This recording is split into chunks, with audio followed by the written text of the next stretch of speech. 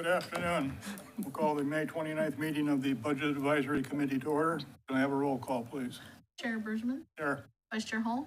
Here. Ms. Hales. Here. Ms. McKinney. Here. And Mr. Samarkis did email that he would not be here. Okay, our agenda today is primarily new business, a continuation of where we left off last week in reviewing the departmental budgets. I guess we begin with cultural. Good afternoon. I'm Diane Wood. I'm the Director of Cultural and Civic Services, and unfortunately, this is going to be the last time I'm going to be addressing this panel because I am retiring in August. Congratulations. I've had the privilege of working with the city for the last 10 years, and today we are going, under my department is actually two different divisions, the library, of course, and Tarpon Arts. So today, Carrie is going to give you an overview of the library budget, and then Brandon Grock is going to be talking about the Tarpon Arts budget. So without further ado, here is Carrie. Good afternoon. As Diane said, I'm Carrie Rupp-Kelvis, Library Director. And to start, I want to give you a little background about the library to provide an overview and some context for the budget. The library has been around for over 100 years at different locations in Tarpon Springs. At our current facility on Lemon Street, we opened to the public in January 1997. And we're currently undergoing a remodeling project.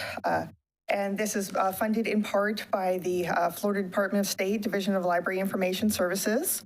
Our expected completion date is late September of this year. And we're able to provide a lot of elements that the public had requested in a previous community survey we did. So some of the enhancements that this remodeling project will provide are study rooms, an additional meeting room, an expanded teen room, and maker spaces for youth and adults.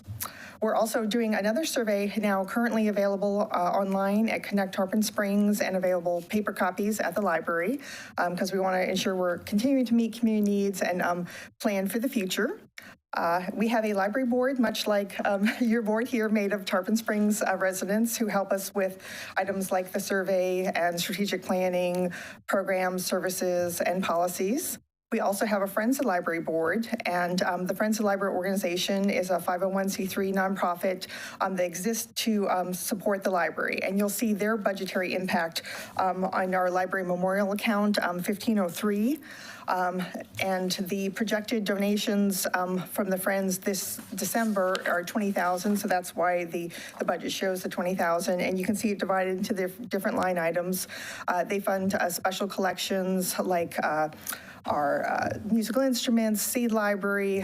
We have new hobby kits like pickleball kits and birding kits, telescopes, all kinds of things like that. And that's made possible through our memorial account, which is funded primarily by the Friends of the Library, but also if any individual or other group wants to make donations, that goes to the library's benefit in that account. We are also a member of the Pinellas Public Library Cooperative, and you'll see that budgetary impact reflected in our 1502 general account. As a member of PPLC, we, together with the other libraries, provide services to unincorporated residents of Pinellas County, and the taxes that are collected by those residents for library services are administered by PPLC and divided among the member libraries and PPLC based on a funding formula. And that funding formula is based on what each city contributes to library services. So that's why in our 1502 account, you'll see several line items that say interdepartmental allocations. They go to HR, cultural, IT, building maintenance, et cetera, and that reflect the true cost of running a library so that that shows up on the funding formula when PPLC is doing those disbursements. And a couple other items I wanted to mention from our budget that might stick out to you. Our salaries are, you'll see an item there that it's a little off. We did have a very senior staff member retire, and so that's reflected there. And then you'll also see in our count of library employees, we went from 18 to 17. We had the part-time position that got absorbed and combined into an IT position. And so now we receive enhanced IT services as a result of that. We also show some vacancies there, and we're currently in the hiring process, doing all the, we're far along in the process, getting to the end point where we do the background checks and everything. So we hope to have 3 new staff people, ideally starting in June.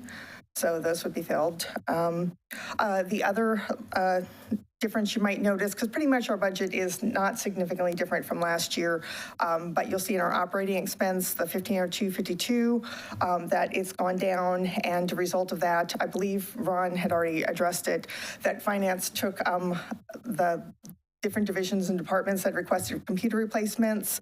And because there are a number of computers that IT is able to repurpose, they're like new. So those were taken out of the budget. We had 10 computer replacements put in there. And when that got taken out, you can see the difference in that. So that's kind of an overview, and I'm happy to answer any questions you may have. Questions, comments? I have a question for Ron. On the interdepartmental, one line's going up, the other's going down. It's pretty much net neutral, but why is finance going up and the other one's going down? We found out that they based it on purchase orders. We found out the ratio of purchase orders to the total purchase orders increased. So that's why the accounting one went up there. But the other one's going down with IT in it, but if IT absorbed one of the part-time positions, that didn't cause it to... Correct. That caused it all to go down to 15,000. Okay. Okay. Any other questions or comments? It sounds like you're continuing the practice of kind of like you get computers, sort of, I don't know how to call it, but like they've been sort of refurbished in a way. Yeah, we do currently have a lot of new computers, and we had budgeted, like I said, for 10 computer replacements, but these ones that are available, I understand, are like new. I think that's But what like IT when said. you can, Yes, we have been able to, in the past, to be able to use some of the repurposed ones if there are other ones that are in good condition Right. from the city departments, if we put them out for public use, things like that. And how are the renovations going? Just maybe a brief summary on that. Well, if you come by, you're going to see the construction of that is actively taking place. Yeah. So we have the clear plastic keeping the construction zones in place, and it's going to be going on for a few more months, but seems to be going well, and we cannot wait for the result because we want to provide those to the public. We are still able to continue our summer reading program, which we're about to launch. We do summer reading activities for children, adults, and teens, but that is going to be in our Friends of the Library room, and that is not affected by the construction. So that will continue to take place over the summer. And other activities for adults that we offer, crafting programs that offer activities as well as a chance to socialize. And in fact, looking at Chief Young, we're going to have a fire department presentation coming up in July on hurricane preparedness. So we will still be able to continue our programming. We're trying to stay open throughout the renovation. And that was the renovations that you've been planning for years, right? Yes, this has been a long time coming. Yeah. Just to highlight the computers, but I think we mentioned it last week, we took out about 50 computers throughout the city budget. Yeah. Which the library had 10 of them, based on the ones that the police department required to get some newer computers. The 50 that are fairly new computers are going to be cleaned out and stuff and repurposed for the departments. Right, yeah, For fiscal year 26. Yeah, that's good. Instead of like buying brand, yeah, that's great. Yeah. That they can be repurposed. Yeah, I don't think I had any other questions. Anything else, library? All right, thank you. Okay, thank you.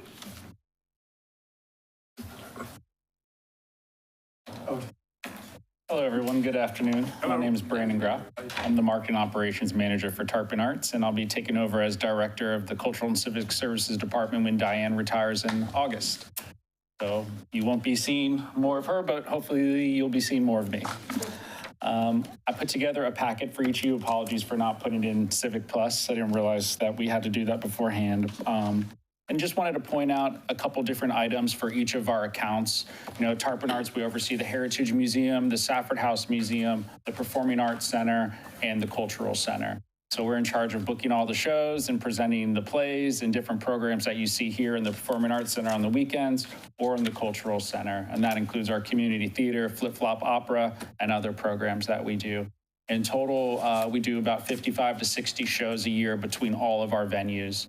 And that includes educational series that we do at the Heritage Museum, which is called Tarpon Talks, our community theater program that Megan coordinates for us at the Cultural Center, Flip-Flop Opera, which is an opera series that we've been doing for about 4 years, and then just our general programming, a lot of tribute and concerts that we do here in the Performing Arts Center. So I'm going to start with the Heritage Museum first. We had just done a major upgrade last year, about $100,000 renovation to that space for the brand new Christopher Still exhibit, which is a permanent exhibit that we have there. It's going great. We've had great attendance increases, and we actually just did 2 events that sold out with him last week, 2 Meet the Artist events that were very well attended, and we're very happy to have a partner like him here in the community who's willing to come in and meet with our patrons, be very hands-on, and invest back into the museum as well. It's not just us putting forth all the effort and money to showcase his work. He's an equal partner, and he's always thinking of ways to improve the exhibits. So for .34 in the Heritage Museum, if you see inside the packet here, just a minor increase in one of our accounts. With our buildings being a little bit older, we have been noticing upgrades that are needed in our fire and security alarm systems, as well as our air conditioners. So you'll see that kind of as a theme throughout each of these buildings. We've increased all of our accounts for those services across the board pretty much. The last couple of years, we've been kind of piecemealing things together, and a lot of these unplanned expenses pop up when something breaks or doesn't work as expected to. So we're trying to plan ahead for those now.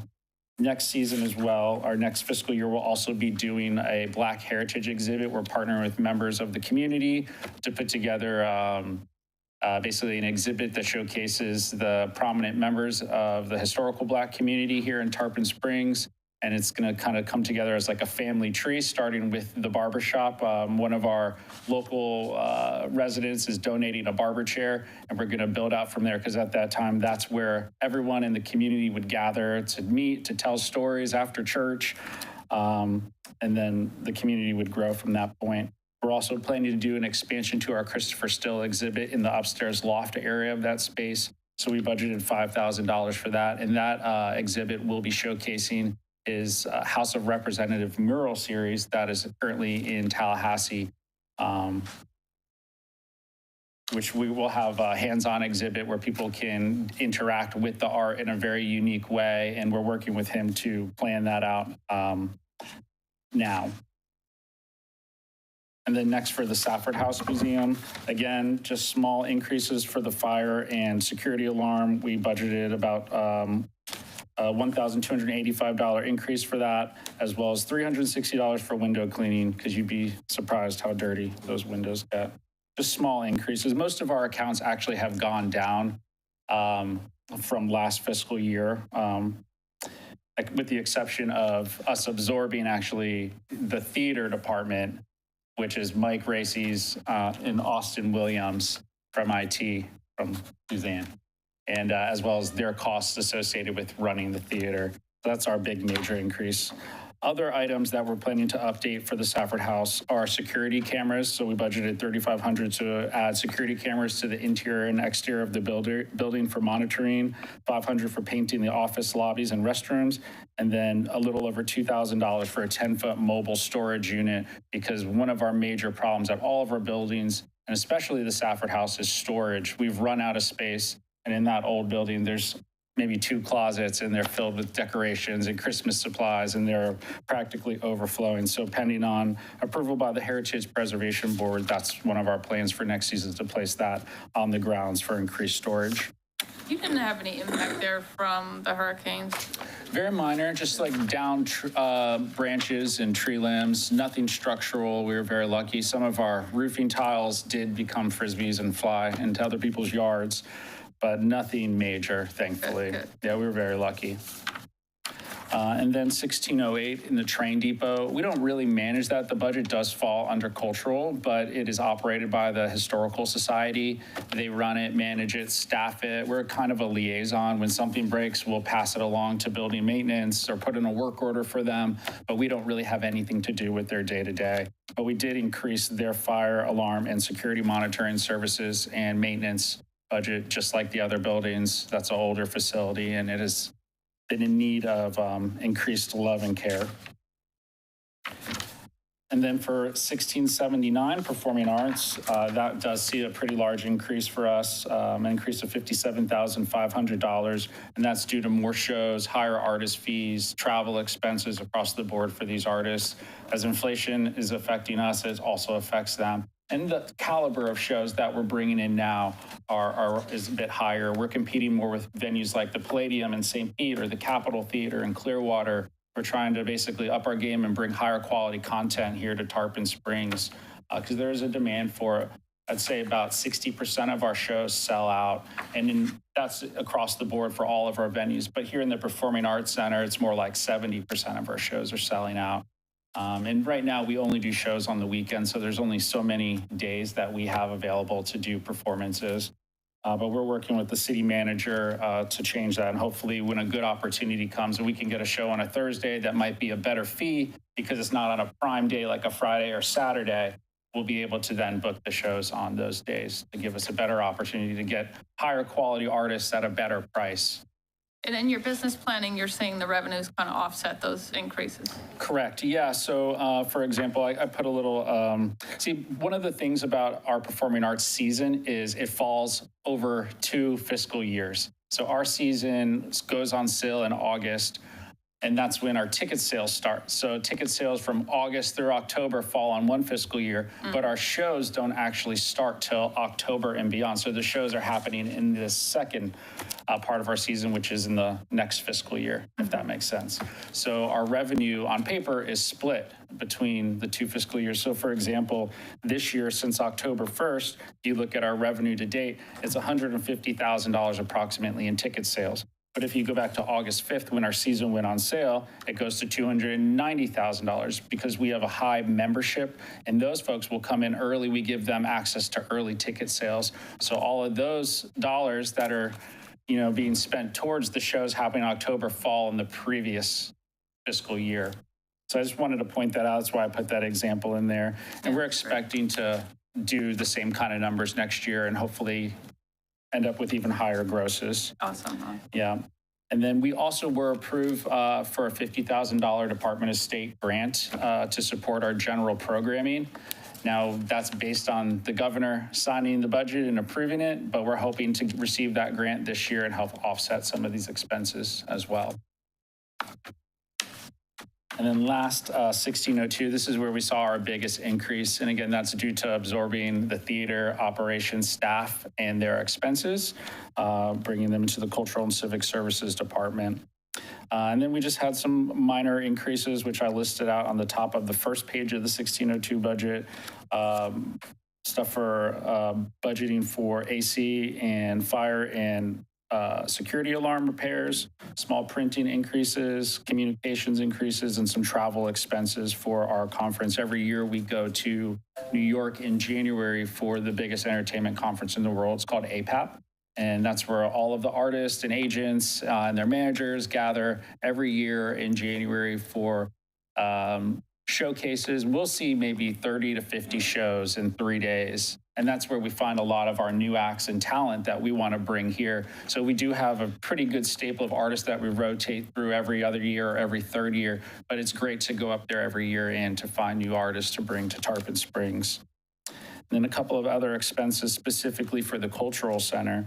$2,000 for exterior lighting. That's just a safety issue. It's very dark out there at night. When our volunteers and staff are leaving, we just like to light it up a little bit for them, make it safer. And then $4,000 for audio system improvement. We do have a PA system in there, and it works good for our community theater and for our smaller events. But we would like to start doing concerts and stand-up comedy and other events on a smaller scale, compared to what we do at the Performing Arts Center here. But we'd like to bring some of that content into that building just because we do have it available 7 days a week. And if there's an underplay or a show that maybe could fit in the Performing Arts Center, but they can only do a Tuesday or a Wednesday, it's nice to have a secondary option to put those bands or performers.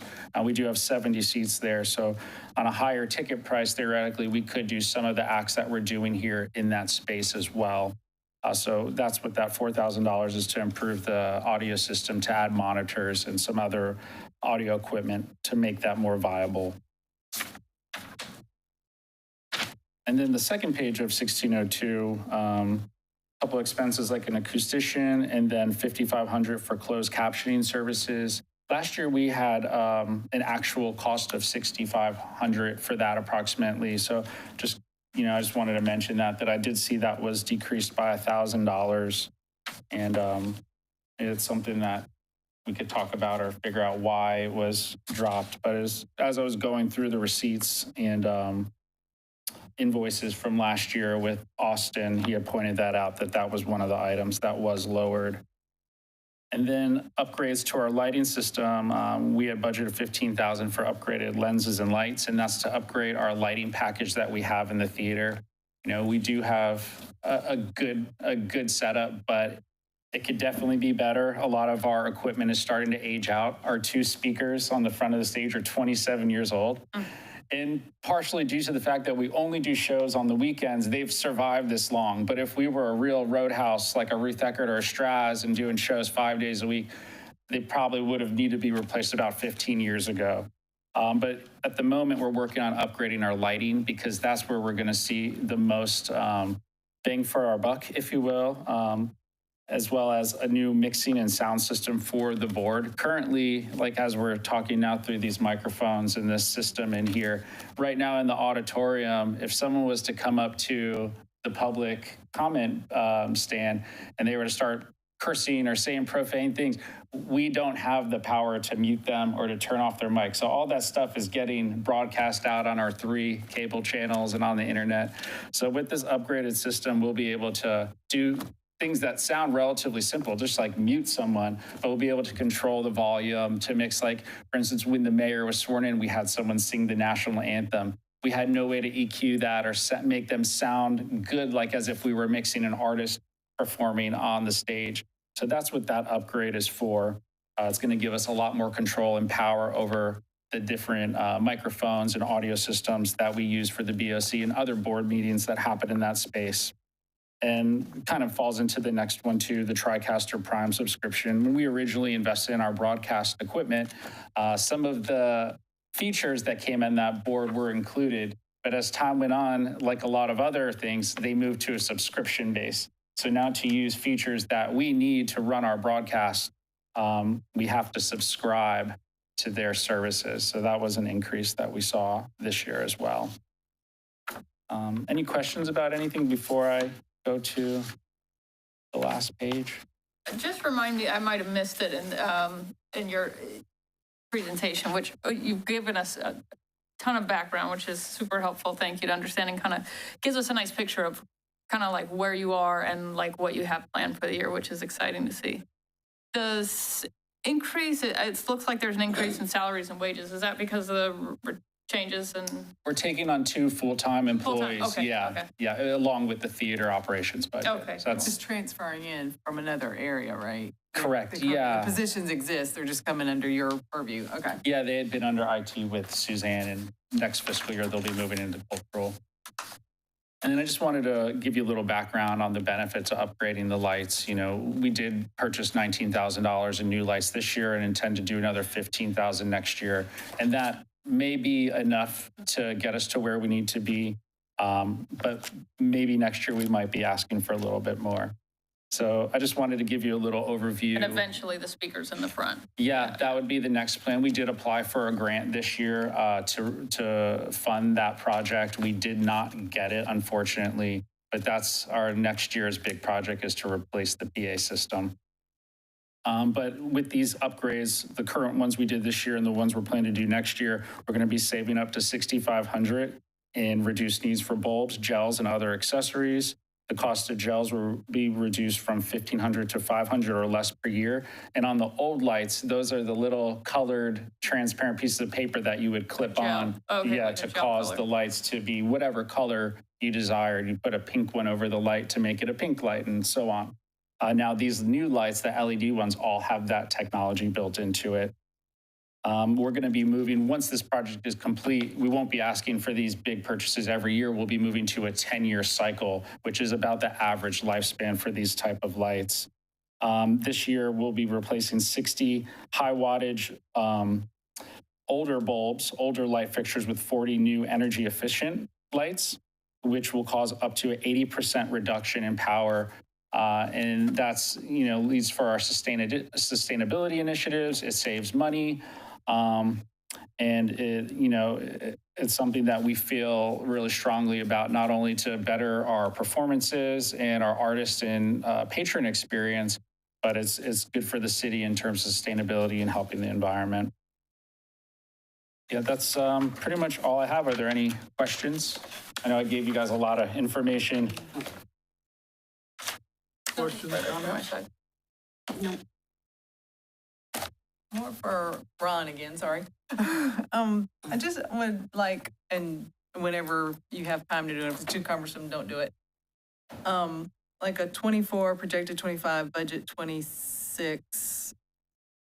Like we're seeing all the expenses here, but I know there's a lot of revenue generated by these areas. So I just like to see the revenue and the expense and the bottom line. I know some are at a loss. Safford House obviously operates at a loss, but for these areas, I just like to see like a traditional kind of P&L statement for those 3 periods. In the future, I mean, when we do these, Yeah. this shows, have a page, maybe the revenues that pertain to those Yeah, so we can departments and see stuff. the bottom line impact. I Okay. mean, Oh, yeah, that's a good idea. Yep. It might be in your booklet, is it in your booklet? What we call our other budget book, it might not break it Maybe not out exactly. specifically for, yeah. Anything else for cultural? Thank you. Thank you all. Thank you. IT is next. Hi, everybody. Suzanne Linton, IT Director. I'll start with information technology. Not too much difference this year. We do have some additional expenses when it comes to our licensing. We were very fortunate to be a part of a grant that took care of a lot of our software fees for cybersecurity. And we have not been awarded the grant again this year as of yet. We're still waiting. So I did put those figures in my budget just to make sure that we have the funds available in the event that we don't get the grant. The grant looks like we are going to get the grant, so those fees will come out, but right now they're in there, such as CrowdStrike and Falcon. Those are cybersecurity software packages. There's other packages that were involved in that grant that we do think we're going to get. So that's what the increases are in there. We also have an increase in training for our division. About 4 years ago, I won a $50,000 training grant for our division, and we have used up that money as of this year. So that is why you haven't seen money in training in our division. So that'd be a $20,000 increase. Operating supplies went up a little bit. We have seen, along with everybody else, increase in fees, equipment. We are thinking about tariffs. We don't know what's going to happen there. We also are now being held under very strict laws and guidelines that have come down from the FBI and the Florida state statutes. Some of those requirements actually affect the fire department in particular. They are now being held under the same rules and guidelines as the police department security from the FBI. So we are ramping up, getting them ready for that. We also had to purchase 50 new computers for the police department to abide to those standards that they've recently set. We have a lot of new cybersecurity rules and guidelines that we are currently working through with policies and procedures. There's many changes and modernization happening. Also this year, we did learn that our enterprise resource planning software, which is called Naviline, that we use from Central Square, is going through their own modernization. They are migrating from an old software package to a new modern database solution. So that modernization is going to happen within the next 18 to 24 months. It's going to be a really big initiative citywide for all of us that will actually help us clean up our data, take care of any inefficient processes. So our goals are to sit with every single department and really look at how they are doing business, how they are doing their processes, and see if we can possibly make some recommendations for more efficient and modern processes and procedures. So we have a lot going on in information technology, especially this year and going into next year. We do have penetration audits on an annual basis. We are also due for our FBI and our criminal justice information systems audit this fall. And we are due for our 5-year financial information technology audit next year. So we are going to be a very busy bunch. And that's really it in IT. Everything else is basically the same as it was last year, except we do have one big capital purchase, $290,000 for a Dell server cluster. Currently, we have 2 clusters. One is at the City Hall, and the other one is at the Public Safety Building. And they work as a hot site amongst each other. If one goes down, the other pulls in. We are going to be migrating to the cloud. So we're going to have our hot site here, and then we're going to have a site in the cloud. So, you know, if a disaster happens, and let's say City Hall and Public Safety is out, we can actually bring people up in the cloud, and we can still run our city. So our server clusters are about 8 years old, and we usually keep them for 5 years. So we're 3 years. We kept them for quite a bit longer. So we definitely need this purchase. That's going to be in this coming budget year. So that's our capital expense. And then we also have GIS that is in information technology. That's Geographic Information Systems. And we have actually come down a little bit in our professional services. We are in the process of transitioning our geometric network to a utility network. And what that is basically is we're taking all of the data, and what GIS does is they map pipes, meters, any kind of infrastructure that the city uses. We keep track of all of that. And we are going to a more 3-dimensional view of things, underground, above ground. That is how we are taking the geometric and we're changing it into that utility, not just a flat network. So we're going to start that process next year. We asked for $50,000 to begin the process, and we are also going to be migrating that data to the cloud also for Esri.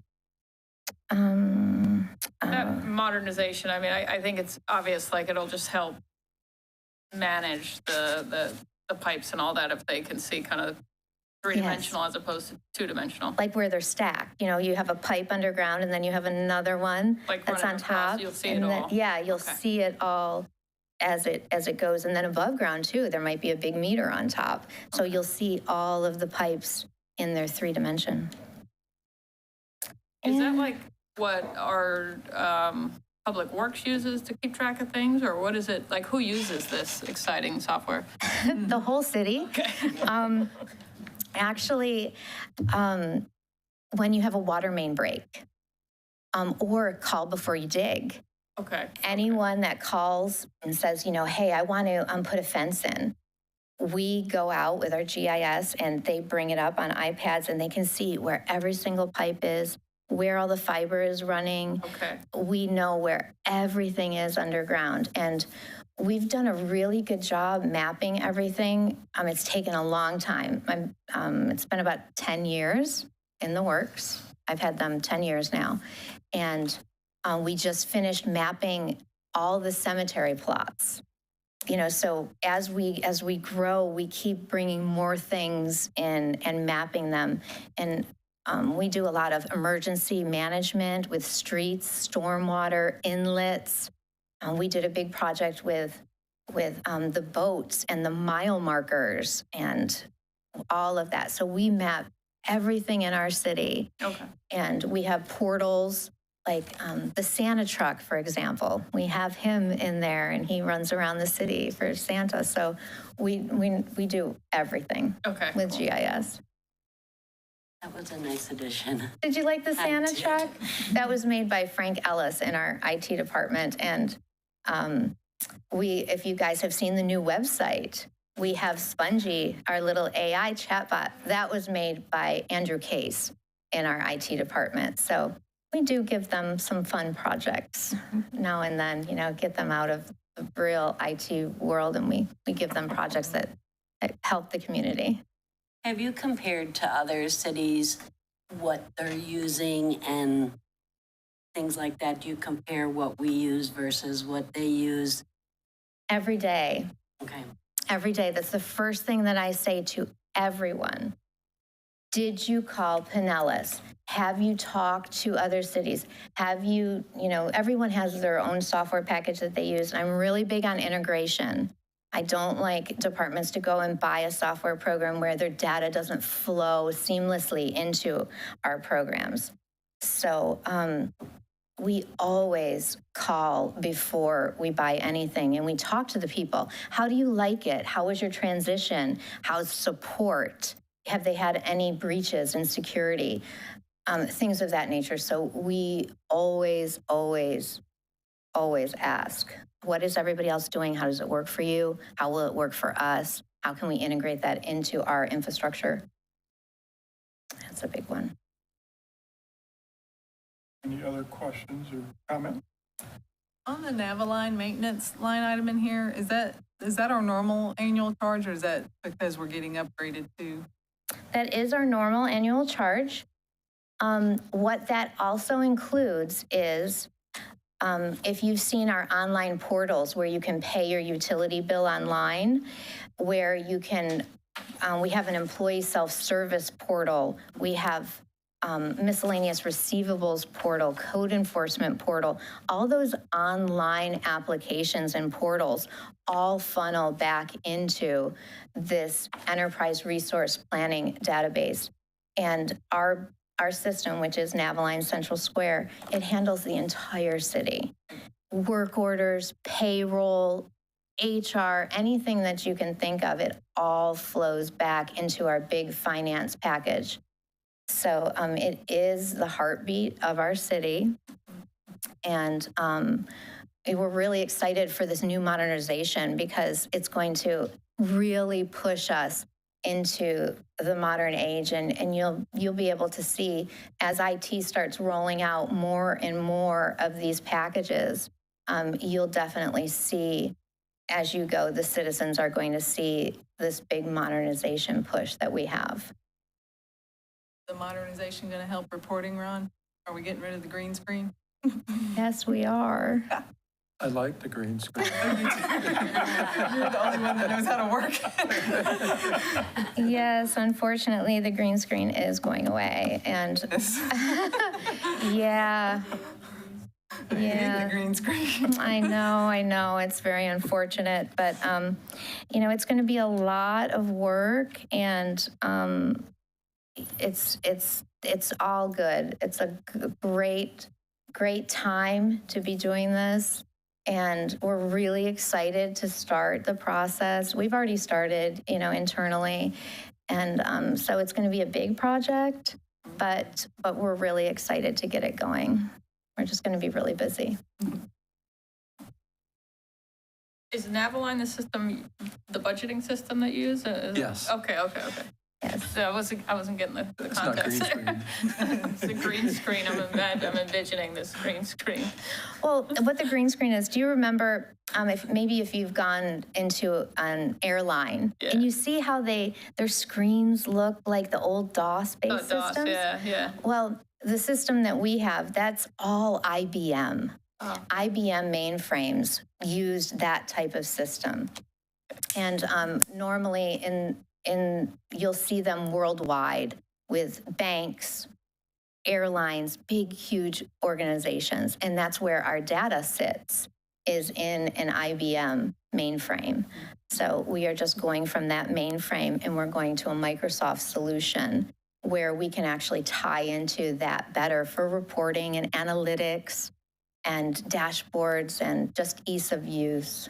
I almost had to have a programming degree to get a report out. Okay, all right. Yes. It's, we do have systems that we can integrate and get data out of, but really it's at a very technical level and really IT and a couple other people can get into it now. Like she's doing excellent. Yeah. Sherry's doing fantastic with Cognos. So once we get the data to where it can be seen by all, it'll open up a world of analytics, which is fantastic. Real exciting. Absolutely.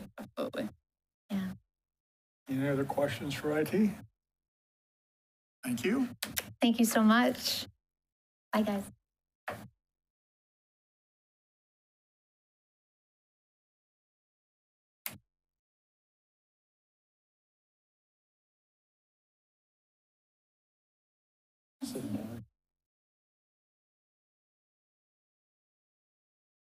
Hello. How are you all doing? All right, how are you? Very good, thank you. Okay. Matches my uniform. Putting anything up? Changing that up, or that stays up there, that one? Okay. No. You got a presentation sheet? Yeah, we did. I think I sent the PDF over and stuff, so. Yep, there you go. What's that? Good afternoon. How are you all doing? Jeff Young. I have the honor and privilege of serving as the Chief of Police for Tarpon Springs. We have 57 sworn officers and support personnel, totaling 81 individual employees with the department. So bringing forward our budget here this year, over the last 5 years, we see an approximate 5% increase over the FY25 budget, but which represents about 8% budget increase per year over the 5 budget cycles. Now, the reason for most of that is over the previous 4 years, we acquired 4 new police officer positions. So with that comes salaries and benefits and so forth, which was the largest increase over that 5-year period. So that's why you see that jump during that period there. And if we go on to the next one here, you'll see where the personnel services in this budget year now go up about $727,000, which makes up the majority of that increase for us. Operational needs were increasing about $139,000 for the year. And, most of those are just based on 5% increases and stuff across the board for different services and our subscriptions and so forth. And if you have any specific questions on any of those things, I'd be happy to answer those as well. Police vehicle maintenance budget, we're looking at about a $409,000 increase in 2026. Most of these, again, are finance calculations that come forward. It's an increase from last year of about $28,000, which you look at the marketplace now and everybody knows what's going on with everything that vehicle related and or coming across the waters and stuff. So but we expect those, but sometimes those that could narrow down and release throughout the year and not be as highly as projected. Our code enforcement budget actually went down a little bit, but it maintains the average every year. The little decrease is down because we cut down on the next year's postal rates and stuff. We have an overture this year, so we don't need as much this year. But they do a great job in code enforcement, safeguarding the city and going around doing everything. And it's a one-person show in there, and so it's quite a bit for a city of our size. Our federal equitable sharing, we're only asking for a lesser amount this year at $94,000. Last year we had a large project and outfitting our SWAT team with all new outer vests and carriers and such. So that's why the increase was there last year for that. This is federal equitable sharing dollars. This is not general budget. So it comes out of forfeiture money. Any other questions that you all may have? Be happy to answer anything. Do the code enforcement fees that we collect cover the cost of code enforcement? So it's not an enterprise fund, so that money would just go into the general ledger, right, Ron? Correct. It's got its own revenue number. Yeah. I'm just wondering, because at the board meetings, we waive a lot of fees. Yeah, look, you know, when my edict to the code enforcement officer is compliance. My goal is to get compliance wherever we go, work with the residents on their issues and stuff. So those individuals that we bring forward to the code board just don't want to work with us. So that's where we ask the code board to take care of that situation and stuff. Some have other legitimate reasons why they couldn't do it. And I'm not saying to everybody, but the majority that we try to bring forward now are ones that are just defiant or just not able to correct the actions. To answer, our budget for code and the revenue we got budget coming in is about 83,000. And going to what Susan said earlier, that's something we could have with these departments in the future. So you see the revenues that pertain to those departments. Yeah, one thing then, you know, and I know Scott probably talked to you all about this when you look at things like that with the overtime budgets. Our two budgets there, we get hit hard. And then during this last storm, you know that we paid out a lot of money in overtime. The long period of time that we had to have officers, firefighters, and city workers, public works, and everybody else working long after the storms passed because the town was so affected. But Ron and his people are working with FEMA to try to recoup that money, you know, and I think my portion of it's coming back would be about 145,000 or so, somewhere around there. So that's money that, you know, could offset those things with overtures on our accounts like that. And then when we bill other people for overtime, such as special events and stuff like that, we pay the officer out of our account. However, we get money back from the vendors and such around the city who are putting on the events, and that goes back into the general fund. Maybe if we could show a correlation with that and show the balance sheet, because, you know, the percent of expenditure now is greater than really what it should be, because we do get money back from people. So those are things that I think that on balance sheets, you can always justify why we're at a point. I hope that answered your question. On your staffing, or how are you doing on that? Are you have recruiting? Are you having any difficulties there? Or? No, we're doing good on recruiting. I just gave 2 conditional offers the other day. We have 2 openings right now. I have a couple that'll be starting the police academy shortly. So, you know, we're doing very well on that end. You know, our numbers are great. You know, getting those 4 extra bodies over the last 5 years has helped tremendously. You know, there are goals that I've had for the future, but, you know, one of the ones is also adding 2 bodies in our dispatch, but I know we're going to be holding off on that right now. You know, everything comes down to the available funds, and understand that completely. But, you know, that one's probably my largest need is dispatchers. You know, because right now, majority of the time they're in there working by themselves, and that's a high stress environment in there. And at times, you know, it's all on in there. So I would like to get 2 in there at over the 24-hour periods and stuff, you know, for the future. So that's one of my goals for the future, but yeah. So high level, it just kind of looks like the increase from last year is largely due to staffing and the related expenses that go along with that. But correct. And then the other portion, like I said, in the operational issues are the increase in maintenance and things of that nature, just contractual things. Yeah. No further questions. Any other questions, comment? Ron, Isn't there like an impact fee fund that's specific to police? Yes, there is And a police impact fund. That fund, what is its purpose and what can the funds be used for? Mostly for new capital growth. Okay. And it can also be used for police and fire impact fund too, for those vehicles that have a 5-year life. Okay. So it's more of a capital nature. It's So not like an operating. I'm actually working on a plan that I would bring forward. I was going to be bringing it forward this last meeting to the BOC, but it's going to be coming forward here shortly, requesting some vehicles and hopefully a Marine unit as well. Anything else with the police? No, just a personal note. Thank you for your officers that were out Memorial at Sunset Beach and Howard Park, keeping things in line. I appreciated that. I don't know if you all noticed too, we also had our Zodiac out there. Officer Rondos was out there operating the boat Yeah. on the water and stuff too and stuff. But we need a real vessel to get out there on a daily basis and stuff, but it served its purpose for that day. Thank you all for what you do and appreciate your volunteerism. Thank Thank you, you. thank you.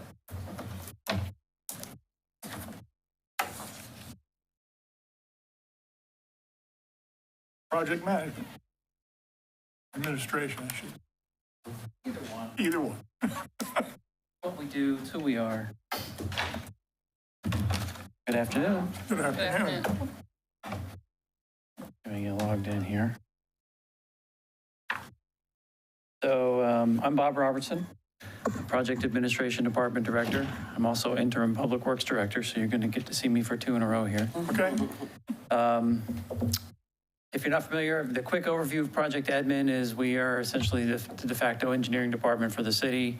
We provide oversight for projects through design, construction, feasibility analysis, whatever our departments need. We kind of function as an internal service department. So most of our expenses are just related to our staff, a couple of vehicles to maintain and training for staff. We don't buy equipment, other than, computers and things like that for office work. And so our budget is pretty much the same year to year. This past year, we're about, I'm showing 9% more.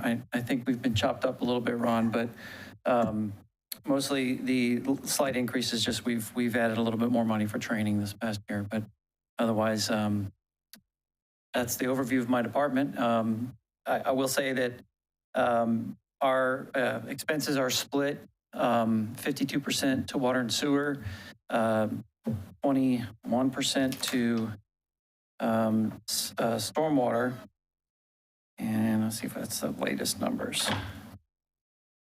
And no, that's not it. And then a percentage to the general fund as well. The proportion is based on the amount of work we do for each division. So it's pretty consistent with that. The first couple of years we ran analyses, and Ron tells me that he double checks me every year, so I know I'm in good hands. So with that, I'll just take any questions. How many people are in your department? I have 5 total, really 5.5. We share a executive admin with public services, but I have myself, my assistant director, I have 2 field inspectors and a grant specialist. Anything else for project administration? All right, you can move on to public works then. Well, here we are, Public Works. That was quick. So, Public Works covers a lot of things. It's facilities maintenance, it's fleet, marina, North Anklo Park, parks and parkways, roads and streets. We have the sidewalk fund as a revenue fund, solid waste, streets and stormwater, and yard waste. And I've been doing this job for about, how long am I doing it, guys? 6 weeks, 2 months? Since Mr. Funchen retired, so this is not my budget, but I'll be happy to try to answer any questions. I brought most of my supervisors with me, so they're much more intimately familiar with what they do in their divisions. But I guess I'll ask if you have any questions for me. I will say, I just kind of in reviewing, most of our budgets are pretty much the same as previous years. There's some increases in training here and there. Some of them are higher, some of them are lower, but on a general note, Ron, I think you would agree that we pretty much held the line, at least in Public Works. So Correct. not too many increases from No, last year. no. Yeah, that's what it looked, not too much. Yeah, but we didn't go on a spending spree this year. Okay. I have a question. Go ahead. Ma'am. I keep hearing people complaining about stormwater. Yeah. And are you guys getting what you need to take care of our stormwater issues? Is there progress being made that we could get out there maybe? Because everybody thinks nothing's happening. I know that it's on the project list, but it hasn't been funded yet, where other things are being funded, and yet I think most people would put the stormwater up and other things down.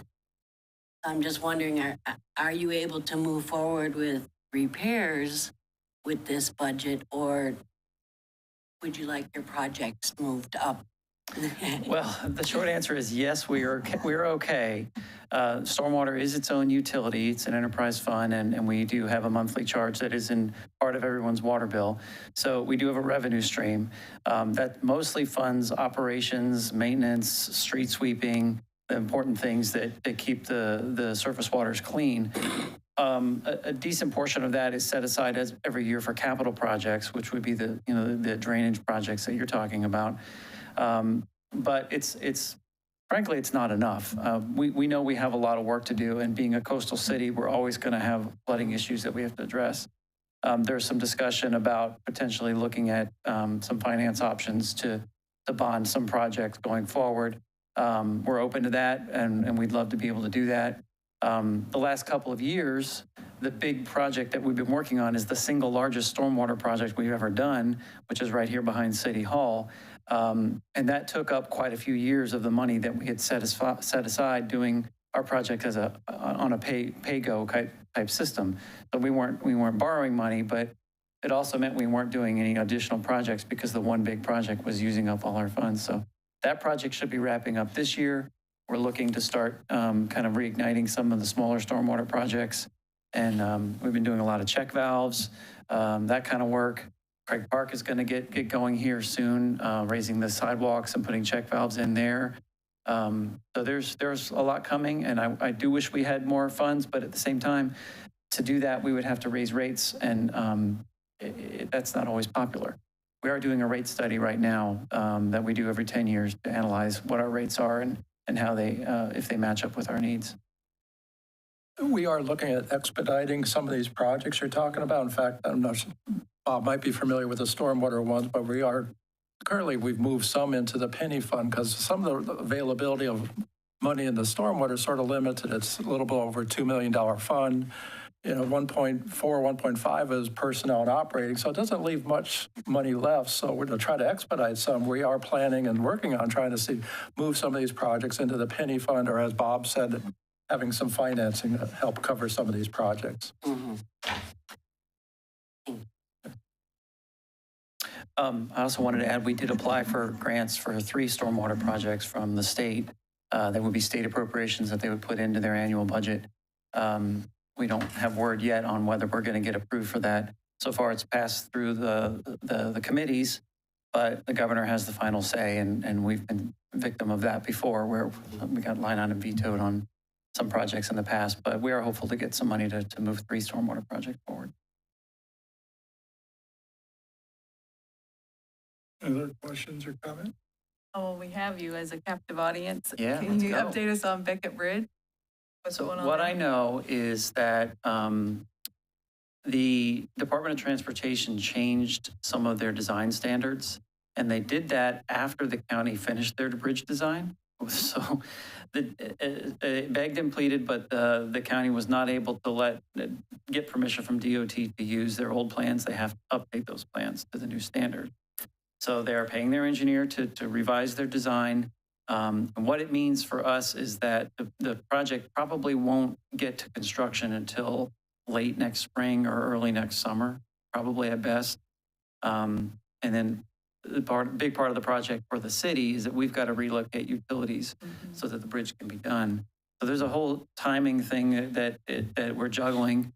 The county has included us in grant applications several times, included our utility portion. And if they were to get those grants, then they would do all that work as one big project. They don't get those grants, then we have to move our utilities before they can build their bridge. So it's a little bit complicated of an answer, and I'm sorry to give you a long one, but the best I know is that most likely the earliest is going to see is next summer. I know there's some rumors around like November, December, never, not a chance. Yeah, I'm anxious to see it done, but I'm also dreading the one way out we're gonna have. Yep. It'll be challenging, there's no doubt. Wait, so which bridge is this? By the yacht club, I thought I was, every time you say Beckett, I'm like thinking of Beckett Way. No, so that old bridge. Yeah, so Oh, no. we're gonna have to go the long way around the bayou to get out Okay. now. Yeah, that's not gonna be fun, because that'll probably take a long time to do, right? Yes, well, It's gonna be interesting. Well, But I guess it'd be interesting if it's going on during hurricane season and that exits out one of our avenues out. Yeah, yes. I guess it has to be done. Right. Yeah, it definitely has to be done. Does the distant avenue fall under your public work? It might eventually. But What's the update on that? Is there still talk of busting that through? there is there's still talk of that. I think there was a study that was funded through a grant from Ford Pinellas, I believe. Planning and Zoning Department was handling that. I don't know if you've had them here yet at Budget Advisory, but maybe you can talk to them about that one. I don't have a status update for you on I that. didn't know if it was dead in the water or still talked about. It's still hovering. How likely is it? How likely? I can't say. I really don't know. Solid 50-50. Yeah, Right? depends on what the board wants, I suppose. How many want it? How many will do it if they tell me? Yep. How many don't want it? Anything else? Anything else for his departments? No, nothing. No question. All right, thank you. Thank you.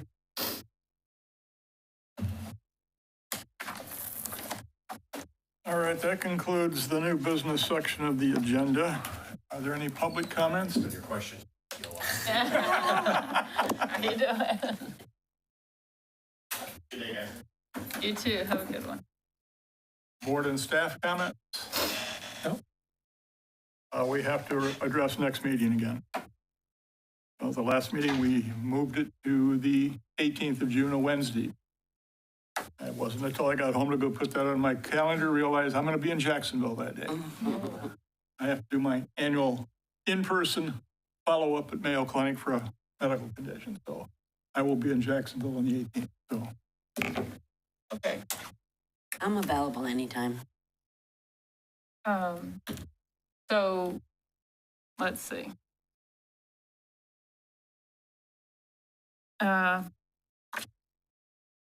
And we couldn't do it certain days it's because, a Thursday, we can't do it because of the Can't do city it on a holiday. Thursday. right. That's why we moved it. You want it the following week? But that's what I was just gonna ask. 26 or something, that Thursday? Yeah. Or. Yeah, how about the June 20th? Why didn't we think of that last time? I don't know. Was there a reason? Was there, Seems like there was a reason. it seems like there was a reason, but I'm good with 26 if there's no reason. Yeah. Do you remember? It was the July meeting. Yeah, she was going to be gone in July. I was going to be. Oh, and I'm gone in July. Oh, so, and we wanted to meet before Before August. something. So we wanted one more meeting to get an update on where things stand. Right. So it was June or nothing. Okay, so June 26th? Yeah, the 26th will work. Okay. We'll move it from Wednesday, the 18th, back to Thursday, the 26th. Okay, let me just update here. Okay, I'm good.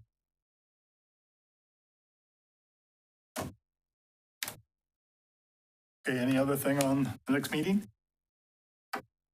Any future agenda items? Any of the updates we'll get at the June meeting? Seeing none, we'll adjourn at 3:03.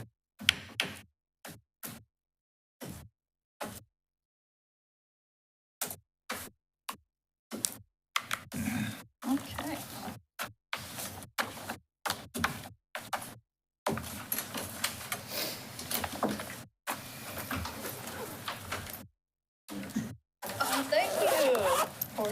excited.